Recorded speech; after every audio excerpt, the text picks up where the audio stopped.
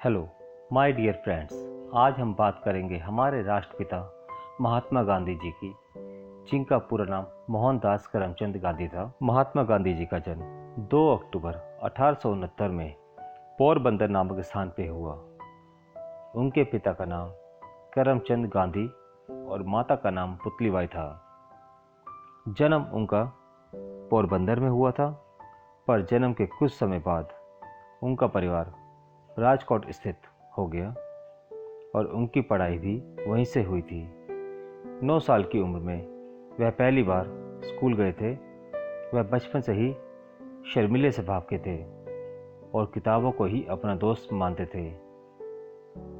13 साल की उम्र में उनकी शादी उनके 1 साल बड़ी लड़की कस्तूरबा गांधी से हुई। 1887 में अहमदाबाद में अपनी हाई स्कूल की पढ़ाई पूरी की। उसके बाद गांधी जी ने लंदन जाकर लॉ की पढ़ाई की। 4 सितंबर 1888 को लंदन चले गए और 1891 में पढ़ाई पूरी करके वह अपने वतन वापस लौट आए।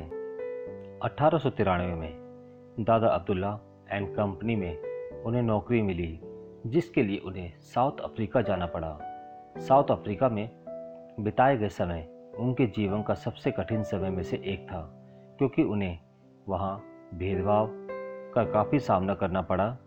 इसी वजह से वह लड़ने के लिए काफ़ी सक्षम हो गए। यूँ तो गांधी जी को 1 साल के लिए ही साउथ अफ्रीका भेजा गया था, लेकिन वहाँ रह रहे भारतीयों और उन लोगों के लिए वो अगले 20 साल तक लड़ते रहे। और इसी दौरान उन्होंने नेशनल इंडियन कांग्रेस की स्थापना की। साउथ अफ्रीका में रहते हुए उन्होंने एक निडर सिविल राइट्स के रूप में अपनी खुद की एक पहचान बना ली थी। फिर 1915 में गांधी जी वापस आ गए और उन्होंने गोपाल कृष्ण गोखले के साथ मिलकर अपने देश को आज़ाद कराने की बात की और भारत वापस आकर उन्होंने इंडियन नेशनल कांग्रेस ज्वाइन करके भारत की आज़ादी में अपना सहयोग शुरू कर दिया। और भारत के कुछ अंतर माह में ही वह लोगों के चेहरे बन गए और अहिंसा के मार्ग पर चलते हुए उन्होंने भारत के लोगों में एकता की गांठ बांधी। उन्होंने अलग अलग जाति के लोगों को भी एक साथ लाने का काम किया। 1922 में गांधी जी ने असहयोग आंदोलन चलाया और अंग्रेजी चीज़ों का इस्तेमाल भारत के लोगों ने बंद कर दिया। और फिर महात्मा गांधी जी को 1922 में 2 साल के लिए जेल हो गई। गांधी जी के जेल जाने से लोगों के अंदर गुस्सा आ गया और फिर धीरे धीरे पूरा भारत एक होने लगा।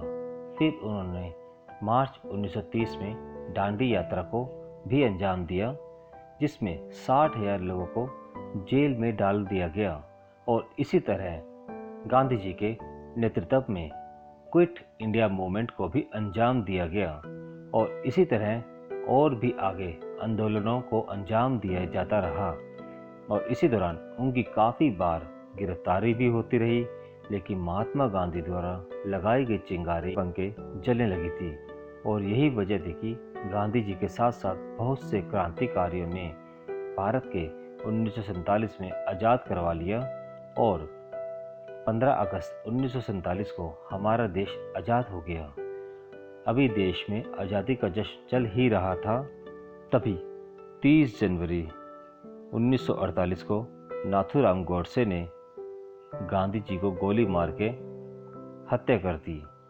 और इस घटना से देश में ही नहीं पूरी दुनिया में शोक का माहौल बना दिया। 15 नवंबर 1949 को नाथूराम गोडसे को फांसी दे दी गई। अंत में बस इतना ही कहना चाहूँगा कि जब तक गांधी जी जीवित रहे तब तक अहिंसा को ही अब हथियार मानते रहे और हर चीज़ का जवाब मांगते रहे। और इसी सिद्धांत के दम पर उन्होंने अपनी पहचान बनाई। हालांकि आज वो हमारे बीच में नहीं है, लेकिन उनकी सीख और उनके सिद्धांत आज भी पूरी दुनिया मानती है। उम्मीद है मेरे द्वारा बताई गई गांधी जी की ये बायोग्राफी आपको ज़रूर पसंद आई होगी। आपका बहुमूल्य समय देने के लिए बहुत बहुत धन्यवाद। अगर आपको ये वीडियो अच्छी लगी हो तो इसे लाइक कीजिए और दोस्तों के साथ शेयर भी कीजिए। और दोस्तों, और आगे भी ऐसी वीडियो देखने के लिए मेरे चैनल को सब्सक्राइब जरूर कीजिएगा। जय श्री राम, जय भारत।